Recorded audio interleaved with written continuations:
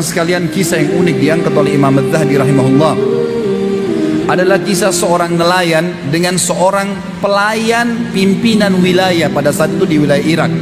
Orang ini teman-teman sekalian, dia seorang pelayan, dia seorang pembantu tapi di seorang pejabat. Kemudian dia lewat di pinggir pantai, dia temukan ada seorang nelayan sedang mengambil ikan, menangkap ikan yang bagus, besar.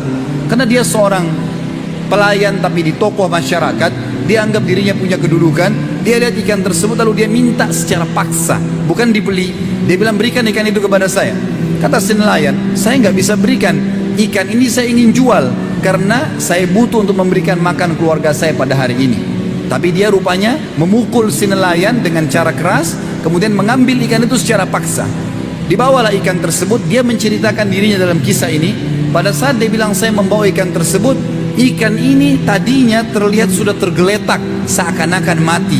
Waktu saya memegangnya, saya mengira ikan itu mati. Ternyata ikan itu waktu saya memegang di dekat mulutnya menggigit jari saya. Dan pada saat menggigit jari saya merasakan sakit yang luar biasa. Dan mulut ikan itu tidak bisa terlepas sampai saya memotong bagian mulutnya, baru bisa terlepas giginya. Padahal ikan ini seakan-akan sudah mati. Kemudian saya pun membawanya ke rumah dan saya tetap menikmati dagingnya yang haram tadi. Keesokan pagi, semalam suntuk. Pada malam hari saya nggak bisa tidur. Dia mengatakan kemudian keesokan paginya saya mencari seorang tabib. Lalu tabib ini menemukan ternyata ada bakteri yang sedang menimpa atau mengena tangan saya yang dikenal dengan gargarin atau penyakit yang tidak bisa kecuali harus dipotong. Maka diperintahkan oleh tabib untuk memotong jarinya. Kalau tidak, maka akan menyebar penyakit itu ke seluruh tubuhnya. Maka dia pun memotong jarinya satu.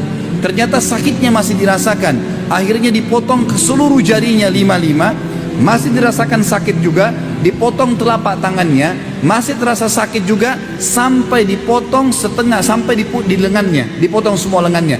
Itu pun dia masih mulai merasakan sakit ke seluruh tubuhnya, nggak bisa tidur, nggak bisa makan, nggak bisa duduk, nggak bisa buat apa-apa.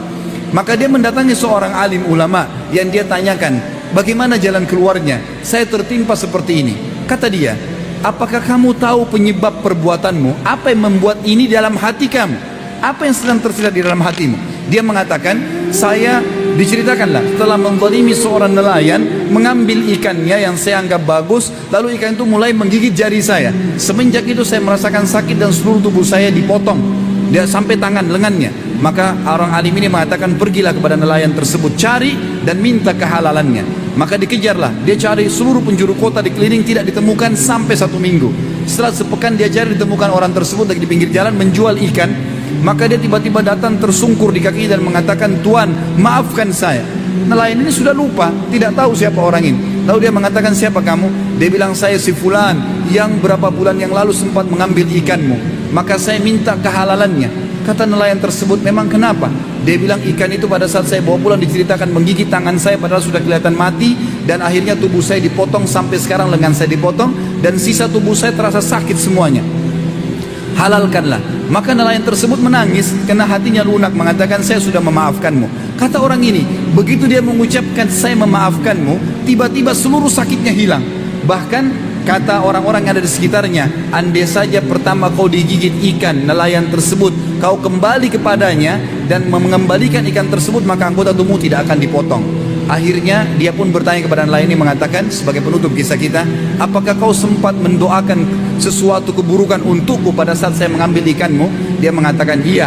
Saya mengatakan, wahai zat yang telah menjadikan rezekiku hari ini ikan itu, dia telah mengambil secara zalim, maka hukumlah dengan caramu. Maka Allah subhanahu wa ta'ala pun menghukum dengan cara ini. Saudaraku seiman, kita manusia lemah, tidak punya apa-apa. Jangan pernah menikmati dan mengambil hak orang lain. Cukupkanlah dengan rezeki yang telah Allah berikan kepada kita.